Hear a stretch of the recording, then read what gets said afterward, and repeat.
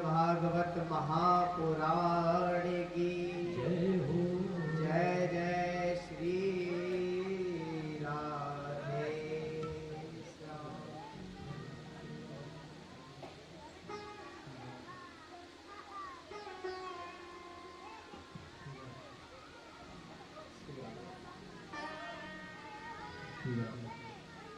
कथा में आज इस दिव्य भागवत कथा का तृतीय दिवस प्रारंभ हुआ। उनका दिन तीसरा दिन। बड़े ही सौभाग्य और हर्ष का विषय है। श्री वाक्य बिहारी की श्री हमारे गोपाल जी की असीम अनुकंपा हम सभी पर है, जो उनके जन्माष्टमी के पावन पर्व पर, जन्माष्टमी के पावन पर्व पर इस दिव्य कथा को श्रवण करने का अधिकार हम सभी को प्राप्त हुआ। और इस कथा को आज तीसरा दिन प्रारंभ हो रहा है। कल की बहुत सुंदर कथा आप सभी ने श्रवण की, और कल की जो कथा हमने विश्राम करी, जो राजा परीक्षित पर विश्राम करी, राजा परीक्षित को श्राप मिला और राजा परीक्षित अपना पूरा राजपाट सब त्याग कर गंगा जी के किनारे आए। क्यों? क्योंकि उनका मुक्ति का उपाय, जिससे उनकी मुक्ति हो, 7 दिन में मरने का श्राप मिला, और उस मुक्ति को प्राप्त करने के लिए वो गंगा जी के किनारे आए। सभी संत, एक से एक दिव्य संत पधारे और सभी से उन्होंने प्रश्न करा कि मुक्ति का उपाय क्या है। क्या प्रश्न करा था? पहला मैंने कल बताया था ना कि हम कथा जो है प्रश्न पर ही विश्राम करते हैं। उत्तर आज हम देंगे। और कल ने जो प्रश्न करा था कि मरणासन व्यक्ति का कर्तव्य क्या है, जिसकी जल्दी मृत्यु हो रही हो उस व्यक्ति को मुक्ति का उपाय क्या है, किस प्रकार से मुक्ति प्राप्त हो सकती है। देखिए मेरे प्यारे, यह प्रश्न केवल राजा परीक्षित का ही नहीं है, यह प्रश्न हम सभी का ही है, क्योंकि 7 दिन है और 7 ही दिन में हमारा जन्म होता है और 7 ही दिन के अंदर हमारी मृत्यु हो जाती है।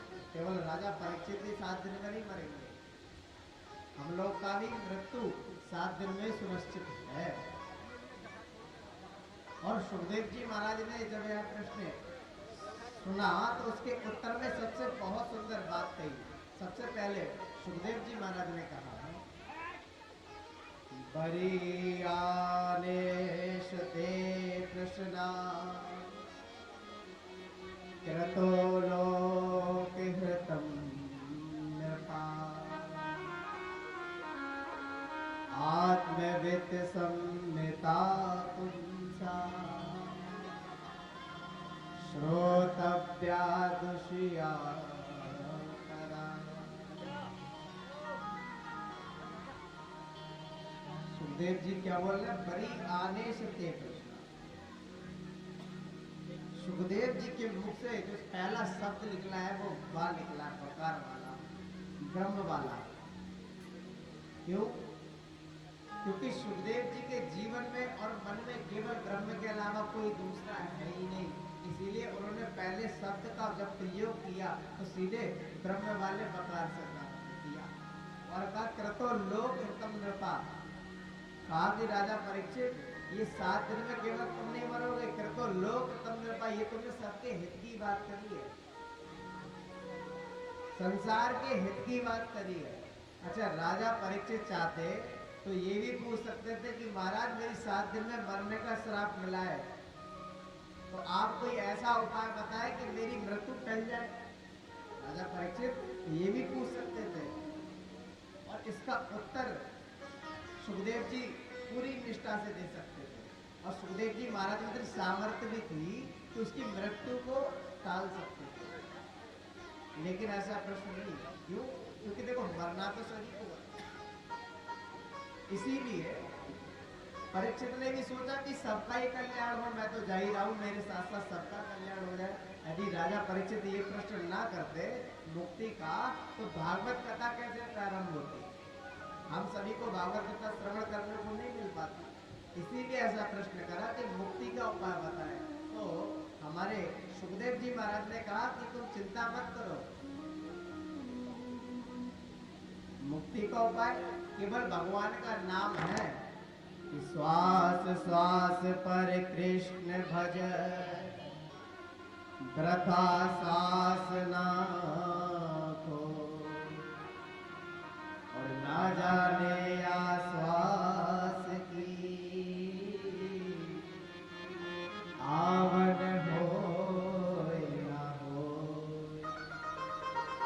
प्रत्येक श्वास में केवल कृष्ण का नाम भज, भगवान का नाम भज, पता नहीं कौन सी श्वास अंतिम श्वास हो, इसीलिए प्रत्येक श्वास पे हम सभी को भगवान का भजन करना चाहिए। राजा खड़बाग ने तो केवल 7 घड़ी में मुक्ति को प्राप्त किया था, केवल 7 घड़ी में, और तेरे पास तो 7 दिन है, चिंता क्यों करता है, अवश्य तेरी मुक्ति होगी। सुखदेव जी महाराज कहते हैं और मन को केवल गोविंद में लगा। परीक्षित ने कहा महाराज ये मन कैसे लगेगा? ये मन साधारण बात नहीं है, हम आप सभी का मन आप तो जानते ही होंगे, दुनिया के सारे कामों में लग जाएगा लेकिन भगवान के नाम पे नहीं लगेगा। कितना भी प्रयास कर लो, थोड़ी बहुत देर लगेगा, फिर वहीं के वहीं आ जाएगा, अपने कार्य में लगे रहेंगे, तो मन को कैसे लगाया जाए? तो सुखदेव जी ने कहा कि मन को जीतने के लिए 4 आसन हैं। 4 आसन सुखदेव जी बताते हैं कि जितासनो जित श्वासो, जित संगो जितेन्द्रिया, स्थूले भगवतो रूपम मनः संदारे दयः। सबसे पहले आसन देखो, यदि मन को जीतना है तो सबसे पहले आसन को जीतना। जितना हो सके 3 मिनट 2 मिनट, प्रारंभ में आप जितनी देर बैठ सके पालती मारकर बैठना है। सबसे पहले मन को जीतने के लिए आसन, और जित श्वास हो, श्वास को जीतना है। और श्वास को जीतने के लिए क्या करना होगा? प्राणायाम। प्राणायाम जानते हैं कैसे किया जाता है? प्राणायाम बाबा रामदेव का योगा तो देखा होगा ना आपने। बाबा रामदेव अच्छा प्राणायाम कर लेते हैं। हाँ, तो प्राणायाम एक नासिका को छिद्र को बंद करके अंगूठे से और दूसरी नासिका छिद्र से श्वास ऊपर चढ़ाई जाती है, खींची जाती है, फिर दोनों को बंद करके हल्के हल्के वो भी छोड़ी जाती है। इसको प्राणायाम। तो इस प्रकार प्राणायाम करने से हल्के हल्के जब श्वास को रोकेंगे, कंट्रोल करेंगे, तो हमारे श्वास पर विजय प्राप्त होगी। पहले क्या होता था कि जब व्यक्ति उठता था तो सबसे पहले बिस्तर छोड़ने से पहले पृथ्वी माता को प्रणाम करता था और हाथों को देखता था, दोनों हाथों के दर्शन करता था और कहता था क्या? कराग्रे बस्ते लक्ष्मी, कर मध्य सरस्वती, कर मूले तु गोविंदा, प्रभाते कर दर्शनम। सबसे पहले हाथों का दर्शन। कराग्रे बस्ते लक्ष्मी, हाथों में किसका आवास है? लक्ष्मी। कर मध्य सरस्वती और कर मूले तु गोविंदा, और प्रभाते कर दर्शनम, हाथों का दर्शन करना और पृथ्वी माता को प्रणाम करना। और आजकल प्रभाते कर दर्शनम नहीं होता है। आजकल क्या होता है? प्रभाते कप दर्शनम। कप यानी चाय का गिलास होता नहीं, लोग कहते हैं बेड टी, यानी बिस्तर पे ही उन्हें चाय चाहिए। तो पहले चाय मिलेगी जब नींद खोलेंगे, लेकिन ऐसा नहीं होना चाहिए। जितना हो सके थोड़ा जीवन में सुधार लाएं, हाथों का दर्शन करें, पृथ्वी माता को प्रणाम करें और इस प्रकार प्राणायाम करके अपने श्वास पर विजय कर सकते हैं। दूसरा आसन बताया जिस श्वासों, फिर तीसरा बताया चित संगो, अपना संग। यदि आपने आसन जीत लिया और प्राणायाम करके अपने श्वास को भी जीत लिया, लेकिन संग अच्छा नहीं किया मेरे प्यारे, तो वो दोनों आसन बेकार हो जाएंगे। आता ना, जैसा करोगे संग वैसा होगा मन। संग करो तो हमेशा भगवत भक्तों की करो। यदि ऐसे ही संग कर लोगे, चोर डाकू या किसी भी ज्वारी कमारी की आप संग करोगे, तो जाहिर सी बात है आपके अंदर कुछ ना कुछ तो उसके व्यवहार आ ही जाएंगे, उसके आचरण आ जाएंगे। तो इसलिए अगर ना भी आए तब भी दूर रहो। कहते हैं कि गेहूं के साथ गुण तो पिसता ही है। भले ही आप ठीक हो, आप उसके जैसे नहीं हो, लेकिन साथ में रहते हो तो कभी ना कभी सामने वाला थोड़ी जानता है आप ऐसे हो या ना हो, लेकिन सामने वाला तो यही सोचेगा कि ये इसके संग रहता है तो ऐसा ये भी होगा। तो जाहिर सी बात है कि संग को सुधारो। एक तीसरा आसन बताया, और फिर जितेंद्रिया, अपनी 5 कर्मेंद्रियां हैं, 5 ज्ञानेंद्रियां हैं। इन 10 इंद्रियाओं को विजय प्राप्त करने के लिए संयम के माध्यम से इनको बस में करके मन गोविंद के चरणों में आप सोचो कि मतलब अंत में आ जाए भगवान का नाम तो क्या आ जाएगा। इसीलिए साधु संतों ने शुरू से बताया कि शुरू से बचपन से ही जिस प्रकार किसी वृक्ष को हम लगाते हैं, अब उस वृक्ष को लगा तो दे लेकिन उसकी सेवा ना करे, जल ना दे, खाद ना दे, तो क्या बड़ा होकर को फल देगा? हाँ जी ना जी, हाँ, फल नहीं देने वाला। वैसे ही हमारा मन है और हम हैं। यदि हमने शुरू से ही बचपन से ही भगवान के नाम की आदत ना डाली तो अंत समय में नहीं आने वाली। तो जुब्बा भगवान का नाम नहीं लेगी। देखो जैसा व्यक्ति का आचरण व्यवहार हो जाता है अंत में वैसे ही उसकी मति होती है, और जैसी मति होगी वैसी गति होगी। ऐसे ही एक सेठ जी थे, बड़े कंजूस सेठ जी थे। इतने कंजूस थे कि उनके 4-5 बालक भी थे, लेकिन बालकों को कभी भी धन नहीं देना और कभी भी उनके लिए नए वस्त्र ना सिलाना, जो भी है पुराने में गुजारा करो। खुद कंजूस रहते और बालकों भी ऐसे बना के रखते थे। बालकों की शादी इत्यादि सब हो गई और पिताजी का अंतिम समय आया, सेठ जी का अंतिम समय आया। और जब अंतिम समय आया तो बेचारे चारपाई पे पड़े हुए थे, सांस अटक गई, बोल नहीं पा रहे। बोलने का बहुत प्रयास कर रहे हैं लेकिन सांस अटक गई, धड़कन रुक गई, अब बोल नहीं पाए। बच्चे सब दौड़ा गए, अरे अब क्या होगा। एक बच्चा डॉक्टर को बुलाने गया, दौड़ के गया, क्या डॉक्टर साहब आइए हमारे पिताजी को देखिए। और डॉक्टर साहब आए, डॉक्टर साहब ने खूब चेकअप कर लिया लेकिन समझ में नहीं आए, बोल नहीं पाए।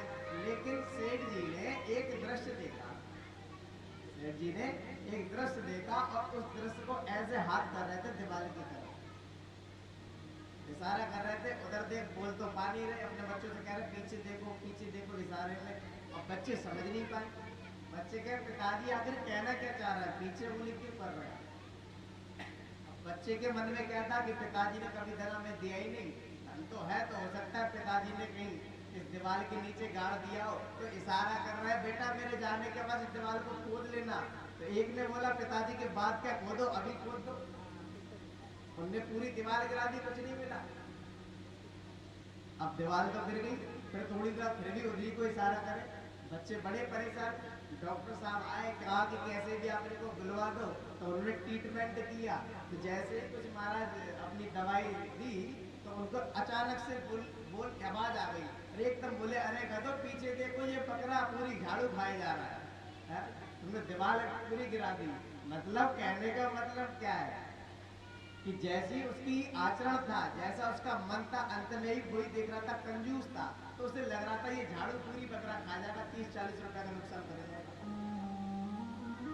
यानी अंतिम समय में भी ये सोच रहा है 30-40 का हमारा नुकसान हो जाएगा। तो इसीलिए आप शुरू से भजन करने की आदत डालो। हमारे गोस्वामी तुलसी में, हमारे रामचरितमानस में बहुत सुंदर चौपाई लिखी है। कहा जनमे जनमे मुनि जतन कराई, जनमे जनमे मुनि जतन कराई, जनमे जनमे मुनि जतन कराई। ओ जनमे जनमे मुनि जतन कराई। कहे तेरा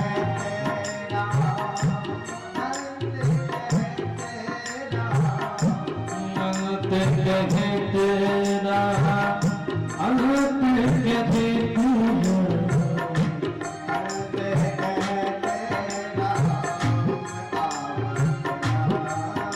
ओ अंत कहे तेरा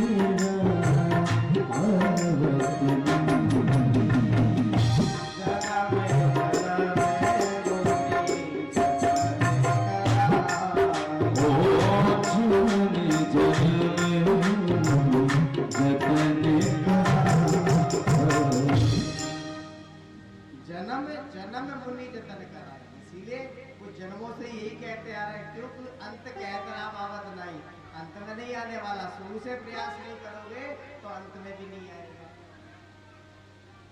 और बताया कि यदि आपका मन परमात्मा में लगा हुआ है तो, और यहाँ पर सुखदेव जी महाराज ने भगवान के सूक्ष्म रूप और विराट रूप का भी वर्णन किया। पाताल में तहि पाद मूलम पठन्ति पार्ष्णे प्रपदे रसातम, महातलम विश्व सजोत गुल्मो तालम तलम वै पुरुष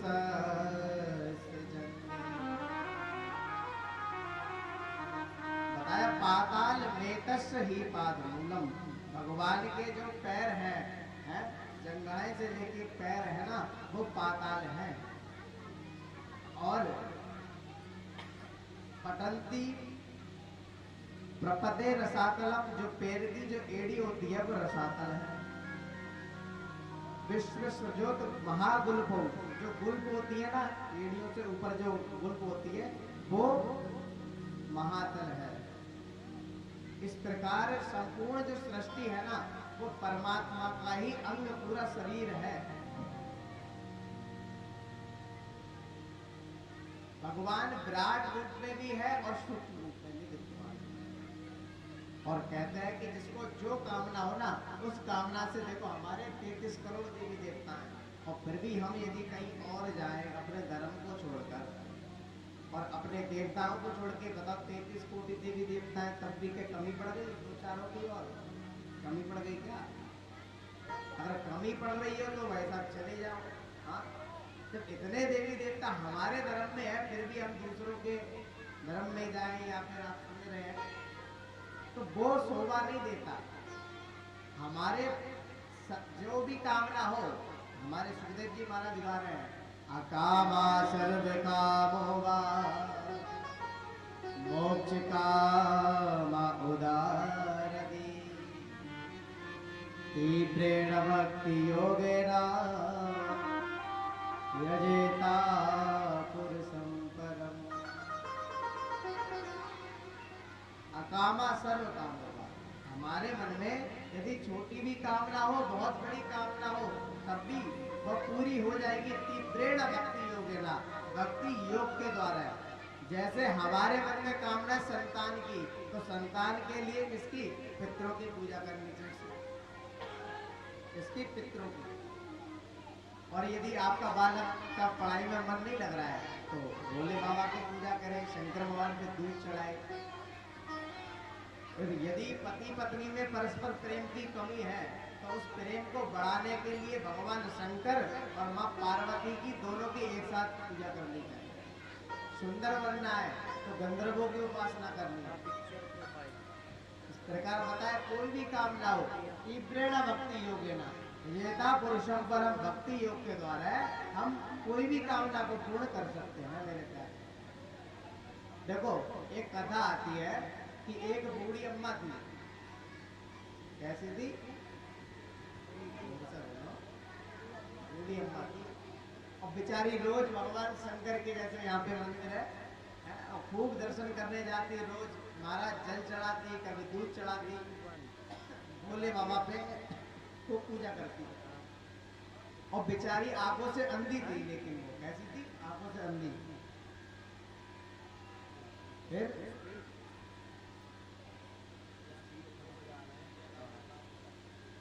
तो वो आंखों से अंधी थी,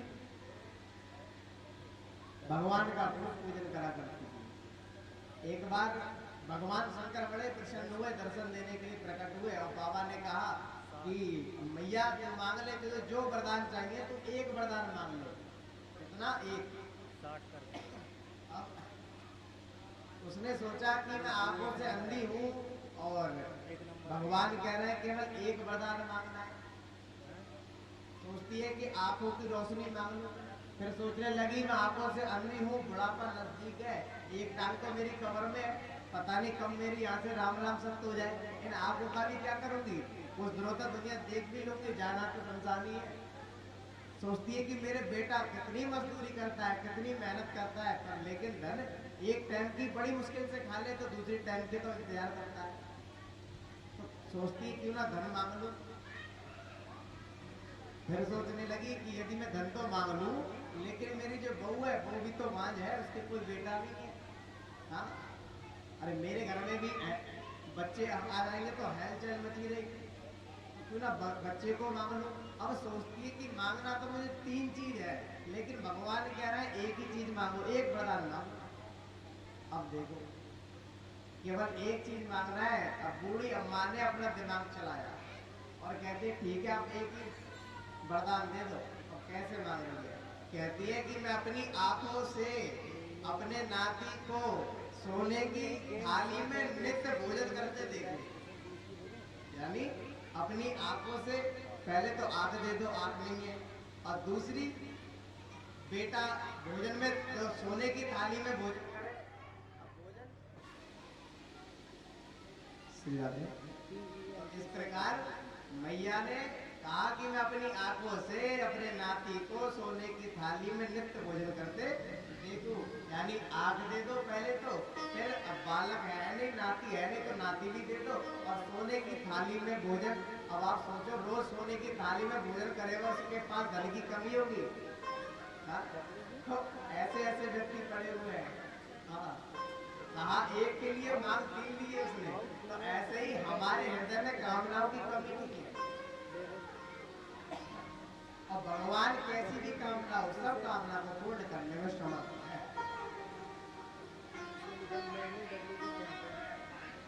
राजा परीक्षित ने प्रश्न किया कि प्रभु आप बताएं कि ये सृष्टि को परमात्मा बनाते कैसे हैं? जब यह बात कही तब भगवान सुखदेव ने कहा कि आपने अब ऐसी बात कर दी कि पहले मैं अपने गुरुदेव का ध्यान कर लूं। अब गुरुदेव का ध्यान करना है। और सुंदर श्लोकों में भगवान बालकृष्ण का ध्यान किया सुखदेव जी ने। वासुदेव सुतम देवम कंस चारूढ़ मर्दनम देवकी परमानंदम कृष्णं वंदे जगद्गुरु। जगत के गुरु श्री कृष्ण को मैं प्रणाम करता हूँ। कहते हैं तुमने कहा कि परमात्मा सृष्टि को कैसे बनाता है? कहते हैं देखो पहले कुछ भी नहीं था, केवल जल ही जल था। नारायण, नार कहते हैं संस्कृत में जल को, और अरण कहते हैं घर को। इसका जल में घर है, यह जो जल में घर बनाए बैठा है उसका नाम है नारायण। नारायण के मन में भाव आया कि एको हम वह श्यामा, मैं एक से अनेक हो जाऊं। और उन्होंने अपने नाभि कमल से, सुंदर अपनी नाभि से कमल को जन्म दिया, कमल प्रकट हुआ, और उस कमल में बैठे ब्रह्मा जी का प्राकट हुआ। ब्रह्मा जी का प्राकट तो हो गया, लेकिन ब्रह्मा जी सोचने लगे कि मेरा जन्म हुआ कैसे, मैं हूं कौन, किसने मुझे बनाया। और ऐसा देखने के लिए महाराज उन्होंने इधर उधर चारों तरफ अपनी गर्दन घुमाई, और जैसे ही घुमाई तो उनके 4 मुख। अपने लोग को देखने के लिए इधर उधर देखना पड़ेगा, लेकिन ब्रह्मा जी को सीधे देखते हुए 4 दिशाओं में दिखता है, उनके 4 मुकुट है। लेकिन उन्हें ये दिखाई नहीं दिया कि मेरा जन्म कैसे हुआ, मुझे बनाने वाला कौन है। जिस कमल में ऊपर बैठ के प्रकट हुए थे, उस कमल की जो नली होती है उसमें नीचे जाए ऊपर आए, नीचे जाए ऊपर आए, 10,000 वर्ष बीत गए लेकिन पता नहीं चला। उसी समय बारिश की एक पानी की बूंद गिरी, और जब बूंद गिरती है तो आवाज कैसी होती है? टप। कैसी? टप। और ब्रह्मा जी को टप सुनाई थी, तो ब्रह्मा जी ने विचार किया, तो विचार विमर्श करके उन्हें पता चला ये पानी की बूंद कह रही है टप। तप यानी तप कर बेटा। तो ब्रह्मा जी ने कई वर्षों तक तप किया, और तप करने के बाद भगवान और ब्रह्म स्वयं प्रकट हुए और हाथ पकड़ा, कहा जा तू आज से विधाता। क्या कहा? विधाता। मैं तुम्हें विधाता बनाता हूं, तुम सृष्टि का विस्तार करो। ब्रह्मा जी ने हाथ जोड़े, कहा प्रभु आपने विधाता तो बना दिया, बहुत अच्छी बात है, लेकिन यदि मैं मालिक बन जाऊं तो मेरे मन में अभिमान आ गया तो? भगवान ने कहा देखो अभिमान उसे होता है जो मेरी सत्ता को नहीं जानता, जो मेरी सत्ता को समझ ले। जैसे कि आप समझ लो, आप भले ही अपने घर में रह रहे हैं, लेकिन आपके पिताजी हो और आप कुछ काम नहीं करते हो, पिताजी के भरोसे अपना जीवन व्यतीत कर रहे हो, और आप किसी भी बात को लेकर अभिमान कर लो, तो क्या वो अभिमान किसी काम का है? तुमने अपनी मेहनत से कुछ कमाया हो तो अभिमान कर लो। पिताजी का कमाया हुआ है, पिताजी गुस्सा आ जाए और बेदखल कर दे, जा से फिर क्या कर लोगे? तो इसीलिए इसी प्रकार ये संपूर्ण सृष्टि में ऐसा कुछ नहीं है जिस पर हम अभिमान कर सके। वो परमपिता परमेश्वर का है, हमारा अभिमान करना तो बेकार है। और यदि फिर भी कोई अभिमान करता है तो कबीरदास कहते हैं कि लाख ज्ञान और में वसे यदि कुछ भी अभिमान, और भोजन के भंडार में मल की छीट समान। कबीरदास जी कह रहे लाख ज्ञान और में वसे, व्यक्ति कितना भी बड़ा ज्ञानी हो जाए और यदि थोड़ा सा भी अभिमान हो गया ना तो उसका अभिमान और वो व्यक्ति किसके समान है? भोजन के भंडार में मल की चीट समान। जिस प्रकार आपने सुंदर पकवान बनाए और बना के रख दिया, धोखे से उसमें नानी की जो कीचड़ होती है वो गिर जाए तो वो किसी काम का रह गया पकवान? न तो खाने के रह गया, न ठाकुर जी को अर्पण करने का रह गया। वैसे ही यदि हमारे जीवन में कितना भी ज्ञानी लग जाए, अभिमान आ गया तो हम भी किसी काम के नहीं बने। अभिमान नहीं, हमारी इस संसार में कुछ है ही तो अभिमान करने से क्या फायदा। लेकिन गोस्वामी तुलसी बाबा कहते हैं देखो अभिमान शब्द बनाया तो किसी ना किसी बात के लिए बना होगा भाई। कोई भी चीज बनी है संसार में तो किसी ना किसी कारण से बनी हुई है। तो अभिमान शब्द है तो अभिमान करना चाहिए, लेकिन किस बात में करना चाहिए? गोस्वामी तुलसी बाबा में कहते हैं आसे अभिमाने जाने जानी बोले, आसे अभिमाने जाने जानी भोरे, आसे अभिमाने जाने जानी बोले, ओ आसे अभिमाने जाने जानी भोरे।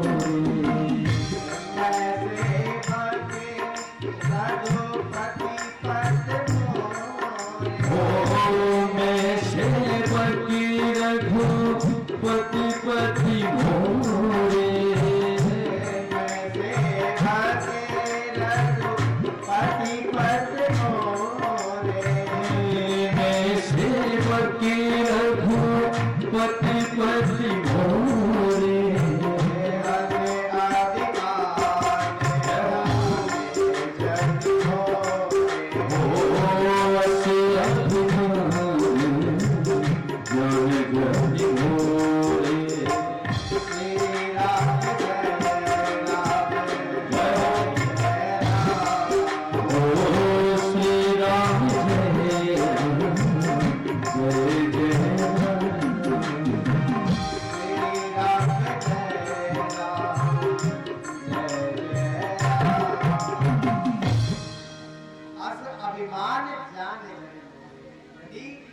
अभिमान करना है तो इस बात पे कर लो कि मैं सेवक, मैं किसका सेवक हूँ? रघुपति का, और रघुपति पद मोरे। इस बात पर यदि अभिमान करना है तो समझ लो आपका अभिमान भी सार्थक है, अन्यथा किसी वस्तु पे नहीं। और इसी अभिमान को दूर करने के लिए हमारे भगवान ने ब्रह्मा जी को ये चतुश्लोकी भागवत का दान दिया और अपनी सत्ता को बताया कि ये संपूर्ण सृष्टि जो भी दिखाई दे रही है इसमें मैं हूँ और मैं ही हूँ और मैं ही हूँ, सिर्फ और कुछ नहीं है। यहाँ पे बना भी मैं हूँ और बनाया भी मैंने है। जिस प्रकार सोना होता है, सोना यदि आप सोने को कोई भी आकार दे दो, अंगूठी बनवा लो या गले का हार बनवा लो, चैन बनवा लो और कड़े बनवा लो, कुछ भी बनवा लो, लेकिन वो है क्या? क्या है? सोना। वो केवल है सोना, उसके नाम पड़ गए, विभूतियां पड़ गई। और यदि उसी को हम लेकर उस सुनार के पास चले जाए और सुनार के पास चले जाए और उसको ओखली में वो कूट दे तो फिर भी पूरा सब कुछ बिगड़ने के बाद क्या रह जाएगा? सोना। बनने से पहले भी सोना था और बनने के बाद भी सोना रहा और बिगड़ने के बाद भी सोना ही रहा। ठीक उसी प्रकार हमारे परमात्मा ने इस सृष्टि, देखो सोने के बनाने के लिए किसी की जरूरत पड़ी, सुनार की जरूरत पड़ी, लेकिन सृष्टि को बनाने के लिए किसी की जरूरत नहीं पड़ी। जैसे दीमक आपने देखी होगी, लकड़ी होती है, लकड़ी का गेट होता है, उसमें दीमक लग जाती है। अब कोई लगाता है क्या? स्वयं लग जाती है, लकड़ी से ही प्रकट होकर दीमक लग जाती है।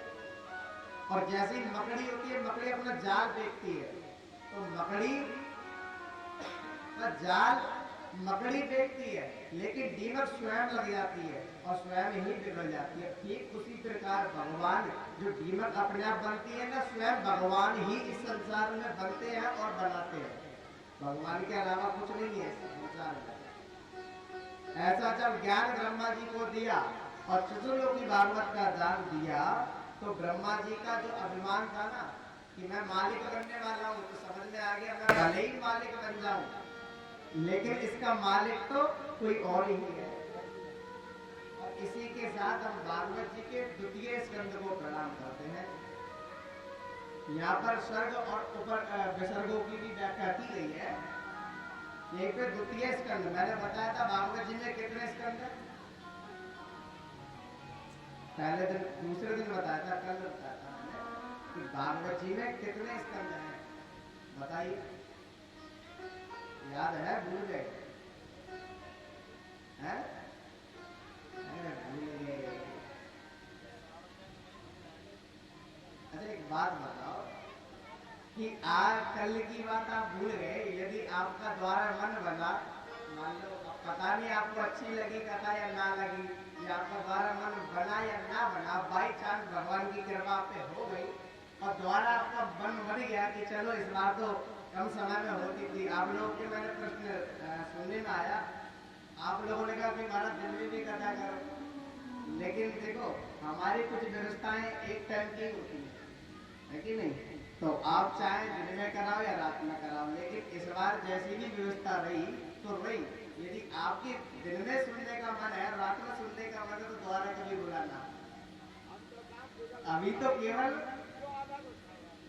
केवल हम आपको एक ही टाइम सुनाएंगे, और संक्षिप्त में भी देखो समय का भाव रहता है, तो विस्तार करने के लिए तो पूरा समय चाहिए, है ना? प्रेम से कह दो, जोर से बोलो।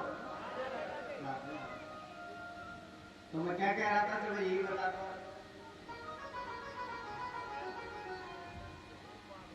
भागवत जी में कितने स्कंद हैं? देखो अब दोबारा सुन लो, आपके काम की बात है, आप सुनते भी हो, पहले भी आपने सुनी होगी कथा। सुनी है कि ना सुनी? ना जी, हाँ जी, पहले सुनी। कैसा साल पहले सुनी? चलो काफी साल की थी, तो शायद आपको तब, चलो आप भूल गए होंगे तो अब याद कर लो। देखो भागवत जी में 12 स्कंद हैं। कितने? 12 स्कंद, 335 अध्याय है और 18,000 श्लोक हैं। और अब हम जो भागवत जी के द्वितीय स्कंद को विश्राम देके तृतीय स्कंद में प्रवेश कर रहे हैं। परीक्षित ने बहुत सुंदर प्रश्न करा, पूछा कि महाराज ये बताइए कि विदुर जी महाराज ने जो दुर्योधन था उसका राज्य कैसे त्यागा? वो तो मंत्री हुआ करते थे, उन्होंने मंत्री पद क्यों छोड़ दिया? यह प्रश्न करा। तब श्री सुखदेव जी महाराज कहते हैं, यदा तु राजान सुश्रुतान साधु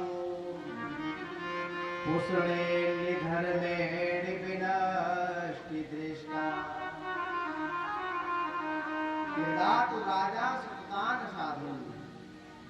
देखिए जब कोई भी गलत कर्म हो रहा हो, किसी के ऊपर अपराध हो रहा हो, तो व्यक्ति, सामने वाला व्यक्ति शांत होकर सह रहा हो, या कोई और व्यक्ति देख रहा हो कि इसके ऊपर अपराध हो रहा है, तो ऐसा व्यक्ति यदि ऐसा देखता है, करता है, तो समझ लो वो व्यक्ति सही नहीं है। और यदि व्यक्ति गलत बात पे आवाज उठा ले तो समझ लेना वो है साधु, साधु है। और विदुर जी महाराज साधारण पुरुष नहीं है। विदुर जी महाराज तो बहुत बड़े साधु हैं, संत हैं। उन्होंने देखा कि पांडवों पे अत्याचार हो रहा है, लाक्षागृह में जलाने का प्रयास किया जा रहा है, द्रौपदी को वही सभा में निर्वस्त्र किया जा रहा है। ये सब अत्याचार देखे तो इन पर नहीं सहा गया और इन्होंने धृतराष्ट्र को समझाया, कहा कि देखिए महाराज, आपका जो बेटा है दुर्योधन वो बड़ा दुष्ट है, नालायक है, और आपके बेटे ने पांडवों में बहुत अत्याचार करे हैं और अब भी कर रहा है। यदि आपने अपने बेटे को नहीं समझाया ना तो आपका बेटा आपके पूरे कुल को बर्बाद कर देगा। अब वो आपके कुल को बर्बाद करे उससे पहले इसी को ही बेदखल कर दो। मैं देखो, शास्त्र कहते हैं, शास्त्र की ऐसी मान्यता है कि यदि एक गांव को नष्ट करने से पूरा जिला बचता हो, तो शास्त्रों को मान्यता है कि यदि एक गांव को नष्ट करने से पूरा जिला बचता हो तो एक गांव को नष्ट कर देना चाहिए। और ऐसे ही एक प्रांत को नष्ट करने से पूरा देश बच रहा हो तो पूरा प्रांत को नष्ट कर दो। भाई एक के चक्कर में सबको क्यों बर्बाद किया जाए? जो बर्बाद करना है उसके लिए त्याग कर दो। ऐसे ही तुम्हारा ये बेटा है दुर्योधन है, ये पूरे कुल को बर्बाद कर देगा। ये कुल को बर्बाद करे उससे पहले इसी को तुम त्याग कर दो। इतना कह ही रहे थे, इतने में दुर्योधन आ गया। दुर्योधन आया और दुर्योधन ने कहा कि क्या मंत्री मेरे हो, राजा मैं हूं और मेरी ही बुराई कर रहे हो, मेरा खाते हो और मेरी बुराई। तुम्हें पता है मैं तुम्हें यहाँ से मतलब मंत्री पद से भगा सकता हूँ, तुम्हें इस राज्य से निकाल सकता हूँ। विदुर जी महाराज ने कहा कि तुम मुझे क्या निकालेगा, मैं वैसे ही निकलने वाला हूँ। उन्होंने इस्तीफा दे दिया मंत्री पद से और कहा कि तू अपना मंत्री पद स्वयं संभाल, मैं जाता हूँ। और जैसे ही विदुर जी महाराज गए तो उसी समय से कौरवों का बुरा समय चालू हो गया। देखो विदुर जी महाराज कौन है? धर्म के अवतार हैं, और व्यक्ति यदि धर्म का त्याग कर दे तो समझ लो उसका पतन सुनिश्चित है। जैसे लंका को विभीषण जी ने त्यागा और रामचरितमानस में लिखा, अस कह चला विभीषण जब ही, अस कह चला विभीषण जब ही, अस कह चला विभीषण जब ही, अस कही चला विभीषण जब ही, आयु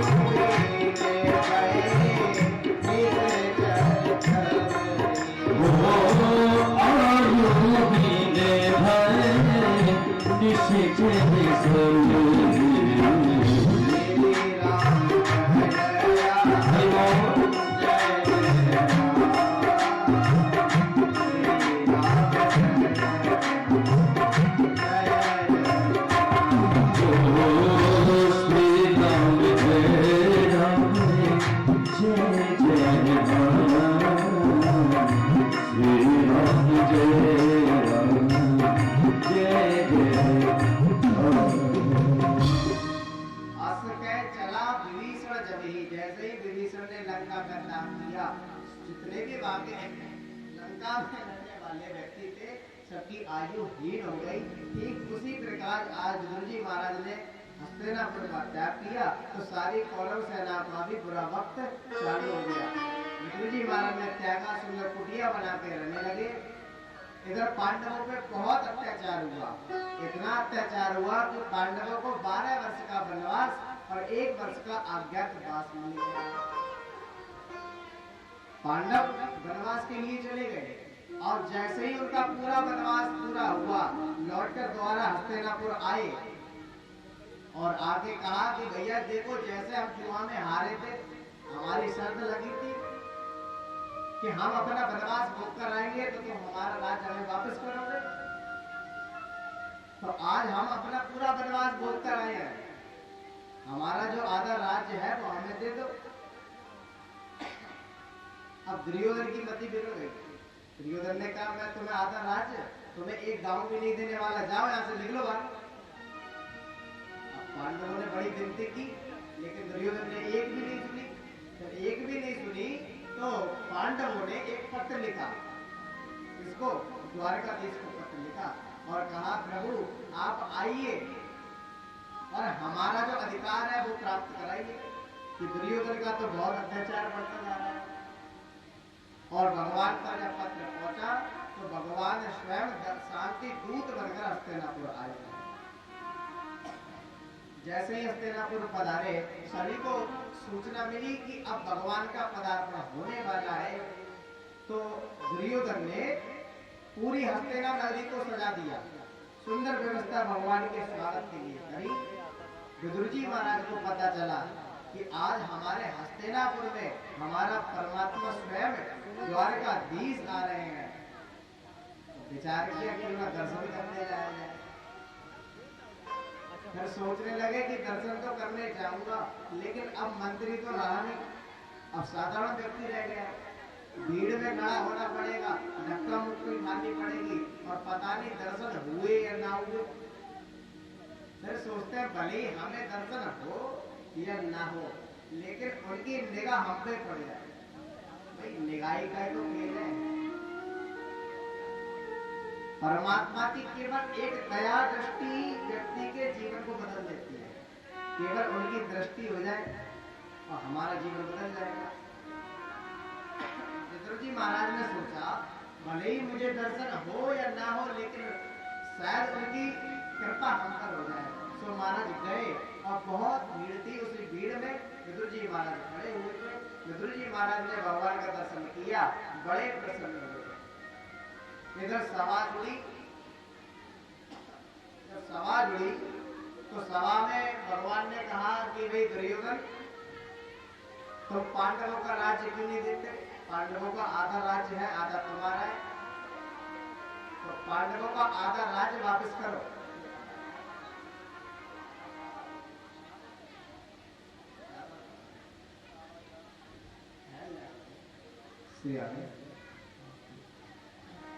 पांडवों ने आधा राज्य वापस करो।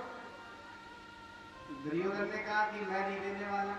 भगवान ने कहा चल ठीक है, तू आधा राज्य मत देना, 5 गांव दे दे, केवल 5 गांव। पांडव संतोषी है, 5 गांव में मान जाएंगे।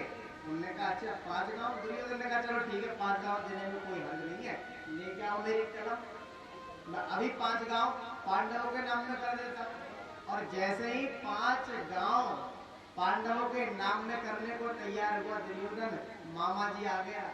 और मामा ने कहा भांजे बेटा, ये टेढ़ी टांग वाला है, ये बात जब भी करता है तो टेढ़ी करता है, सीधी नहीं करता, चक्कर में मत पड़ना।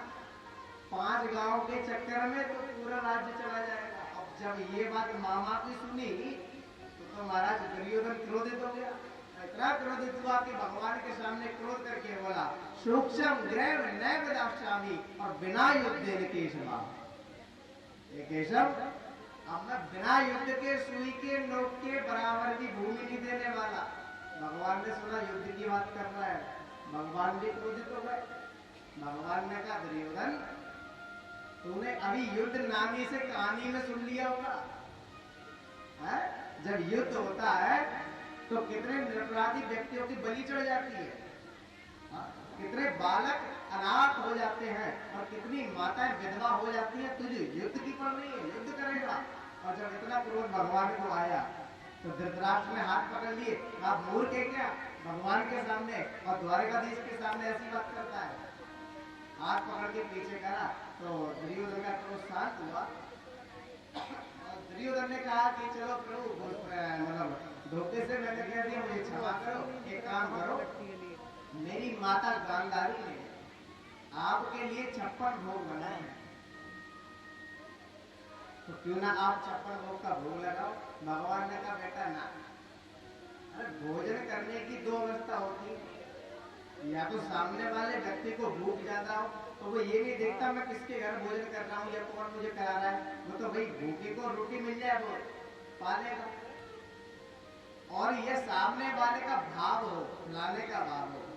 आप भले ही घर से भरपेट जाना, लेकिन आपका कोई मित्र या आपका कोई भी मिलने वाला बड़े भाव से आपसे जबरदस्ती करे कि नहीं भाई साहब आप थोड़ा सा तो खा लो, थोड़ा सा तो खा लो, तो आपको इतना प्रेम दिखाई देगा। तो आप भले ही घर से भरपेट गए लेकिन फिर भी आप थोड़ा खाएं लेकिन खा जरूर लेंगे। क्यों? क्योंकि भाव दिखाई दे रहा है। भगवान ने कहा यहाँ पे भाव नहीं दिखाई दे रहा और मुझे भी भूख नहीं है, तो मेरी चिंता मत कर। और रही बात मेरी, तो मैं अपने विदुर काका के यहाँ भोजन करूंगा। और जैसे विदुर जी महाराज ने सुना कि मेरा नाम ले रहे हैं, अरे मेरे घर में तो कुछ है ही नहीं व्यवस्था और मैंने क्या खिलाऊंगा, और मेरी तो कभी बात ही नहीं हुई, मैंने कब निमंत्रण दे दिया। विदुर जी महाराज ने सोचा ये टेढ़ी टांग वाले हैं, पता नहीं कब घर पे पहुंच जाए। अरे इन ये पहुंचे उससे पहले मैं सामान तो इकट्ठा कर लूं। और विदुर जी महाराज सीधे वहां से दौड़े, बाजार में गए और माखन मिश्री इत्यादि सभी इकट्ठा करने लगे। इतने में भगवान पहुंच गए, गिदरानी जी के घर पहुंच गए। और जैसे ही पहुंचे तो गिदरानी जी स्नान कर रही थी और भगवान द्वार पे खड़े हैं। देखो, जब हम भगवान के द्वार पे जाते हैं तो ऐसा ही नहीं है कि हम अपने चप्पल उतार के जाते हैं। आप सोचो कि हम ही चप्पल उतारते हैं, तो ऐसा कुछ नहीं है मेरे प्यारे। जब भगवान किसी भक्त के घर पे जाते हैं तो अपनी चरण पात का भार उतारते हैं। हमारे लिए भगवान का घर मंदिर है और भगवान के लिए भक्त का घर मंदिर है। भगवान ने अपनी चरण पार का भार उतारी और भार उतारने के बाद द्वार बजाने लगे, खटखटाने लगे, अरे काका जी द्वार खोलो, अरे काकी जी द्वार खोलो। और जैसे ही गिदरानी ने सुना कि ये तो हमारे कन्हैया की द्वारकाधीश की आवाज है, स्नान कर रही थी, तुरंत झटपट वस्त्रों को बदला और गीले वस्त्रों को पहनकर सीधे द्वार पे पहुंच गई। और जैसे ही द्वार पे पहुंची, द्वार खोला, देखा कि हमारे द्वारकाधीश खड़े हुए। इतनी भाव विभोर हो गई कि उसे अपने शरीर की सुध नहीं रही कि मैं गीले वस्त्र पहनी हूँ, सूखे वस्त्र पहनी हूँ, बालों को सुखाया है कि नहीं सुखाया, कोई परवाह नहीं। सीधे कन्हैया का स्वागत किया और सीधे अंदर भवन में लेके आई। और इतनी महाराज व्याकुल हो गई, इतने भाव विभोर हो गई कि विचार कर रही मैं कन्हैया को, द्वारकाधीश को बिठाऊं तो बिठाऊं कहाँ? कभी वो पटली ली, पटली होती है ना चौकी, पटली ली, कभी इस कोने में डालती है, कभी इस कोने में, कभी उस कोने में, कभी इस कोने में। कहती ये सही नहीं है, इधर बैठ जाओ, इधर मैंने पोछा लगाया है। और फिर कहती इधर बैठ जाओ। भगवान को पूरे घर में नचा दिया लेकिन अभी तक बैठने का स्थान नहीं दिया। भगवान भी उसकी भाव में इतने विभोर हो गए कि भगवान को भी नहीं पता ये हो क्या रहा है। और ऐसे तैसे उसने भगवान के लिए पटली दी, लेकिन पटली भी कैसी उल्टी कर दी, उल्टी बिछा दी और कहा भगवान बैठो, और भगवान बैठ भी गए। अब भगवान ने कहा काकी जी हमें भूख बहुत जोर की लग रही है, हमें भूख बहुत जोर की लग रही है। गिदरानी ने कहा देखो तुम्हारे काका गए हैं और बाजार गए तो कुछ ना कुछ माखन मिश्री या कोई फल मिठाई लेके आएंगे, थोड़ा देर इंतजार कर लो। भगवान ने कहा कि अरे काकी हम पे इंतजार ना है, हाँ काफी जोर की भूख लग रही है, पता है द्वारकाधीश से आए हम, इतनी दूर से आए हैं, द्वारका नगरी से भूखे चले आए हैं और इंतजार तो नहीं होगा। तो गिदरानी जी ने कहा तो अभी 2 मिनट रुको। गिदरानी दौड़ के गई, पास में कदली का बन था, कदली यानी केले, केले का बन था, वहां से गिदरानी जी टोकरी में केले तोड़ के लाई। और जैसे ही केले तोड़ के लाई, अब ये भाव देखो, गिदरानी जी केले छील रही है और केले छील रही है तो जो केले का गुर्दा होता नहीं है, गुदा, तो उसको तो दूर फेंक रही है, केले के छिलके भगवान को खवा रही है। केले फेंकते जा रही है, छिलके खवाते जा रही है। और भगवान भी इतने भाव विभोर हो गए कि वो छिलके खाए जा रहे हैं। भगवान ने 2 खाए, 3 खाए, 4 खाए, मतलब गिनती ना रही, खाए जा रहे हैं भगवान की। और विदुर जी महाराज आए और जैसे ही विदुर जी महाराज आए, विदुर जी महाराज ने देखा ये क्या हो रहा है, अरे केले यहाँ पड़े हैं, छिलके खवाए जा रहे हैं। विदुर जी महाराज ने देखा तो आवाज लगाई, अरे विद्रानी ये क्या कर रही हो? और जैसे ही कहा तब विद्रानी का ध्यान भंग हुआ और जैसे ही पता चला विद्रानी को कि मैंने केले के जगह छिलके करा दिए तो हाथ जोड़ के माफी मांगने लगी। कहती है द्वारकाधीश क्षमा करना, अज्ञान हूँ और पता नहीं कैसे मैंने छिलके करा दिए। अब एक काम करो, ये माखन मिश्री खाओ। भगवान ने जैसे ही माखन मिश्री खाए मेरे प्यारे, भगवान ने कहा काका जी एक बात कहूं, बुरा ना मानो।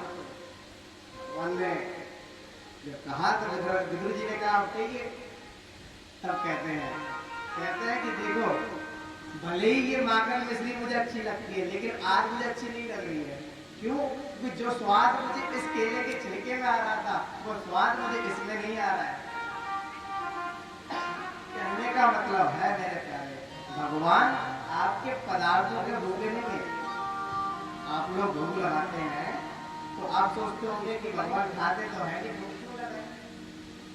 तो भगवान जिसने संपूर्ण सृष्टि बनाई है उसका क्या भोजन है, हम क्या उसे खिला सकते हैं? लेकिन एक भाव है, जो भाव के पीछे भगवान सब कुछ भक्त के लिए करने को तैयार होते हैं। भगवान कहते हैं भाव का भूखा हूं मैं और भाव ही बस सार है, भाव से भज लेगा मुझे तो भव से मेरा पार है। यदि भाव है तो इस भाव से हमारा बेड़ा पार है। भाव के बिना तो कुछ नहीं है। और सबसे ऊंची प्रेम सगाई, केवल प्रेम दिवस अर्जुन ने कहा को महाभारत जितवाई, तो केवल प्रेम और भाव हमारे लिए उस पराकाष्ठा को प्राप्त कराने वाला है। मेरे साथ है, आप भी प्रेम में भाव विवल हो जाइए और थोड़ा तालियों की सेवा जरूर कीजिए। मैं कहता रहता हूँ तीसरा दिन है, आप तो तुम्हारा एडमिशन भी हो गया और तुम क्लास में भर्ती भी हो गए और तुम सब कुछ सीख भी गए। अब बार बार कहने की आवश्यकता ना पड़नी चाहिए। वो जब मेरे चलो ज्यादा कष्ट नहीं करवाऊंगा, जब मेरे हाथ ऊपर हो तब आपके हाथ ऊपर होने चाहिए। ठीक है? तो बड़े भाव से मेरे साथ गाइए। सबसे ऊंची प्रेम सगाई, सबसे ऊंची प्रेम सगाई, सबसे ऊंची प्रेम सगाई, सबसे ऊंची प्रेम सगाई।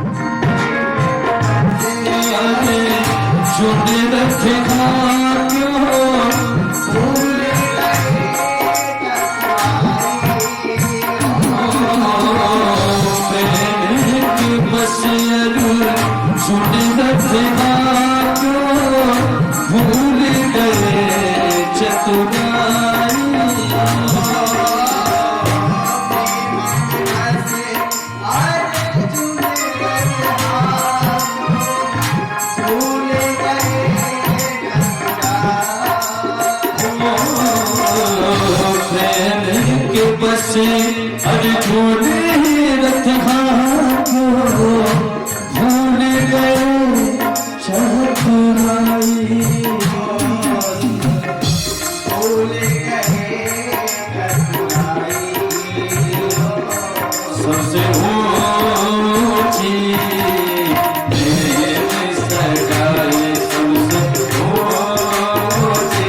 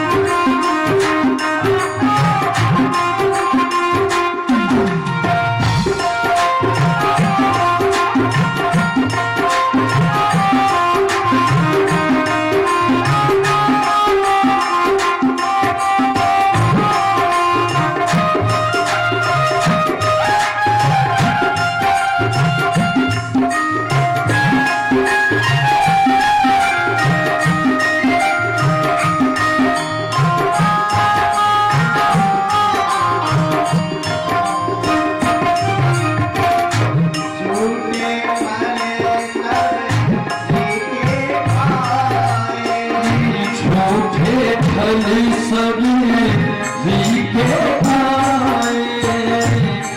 सबरी के भगवान ने झूठे फल खाए थे, आपको पता होगा। तो भगवान झूठे फल भी खा सकते हैं, पर क्यों? प्रेम के वशकार में। और ऐसे ही यदि आप सभी लोग प्रेम से पुकारें तो मेरा मानना है भगवान इस कदम पर नजर भी आ सकते हैं। लेकिन आप लाए तब ना, आप सबरी जैसा भाव तो लाए बड़े भाव से।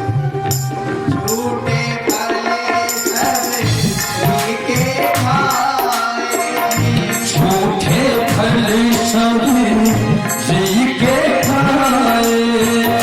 झूठे फल सभी के खाए, झूठे फल सभी के खाए। बहुमति करत पढ़ाई, बहुविधि करत बड़ाई।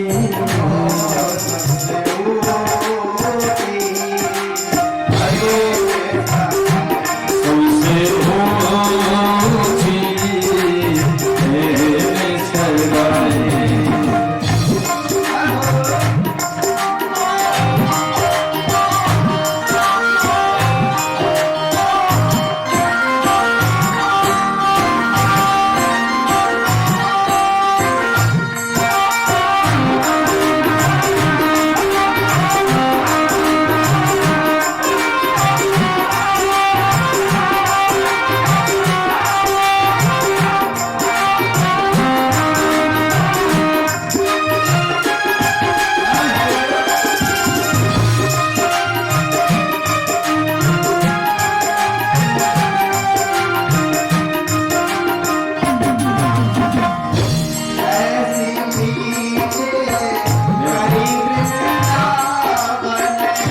ऐसी प्रीत चढ़ी वृंदावन।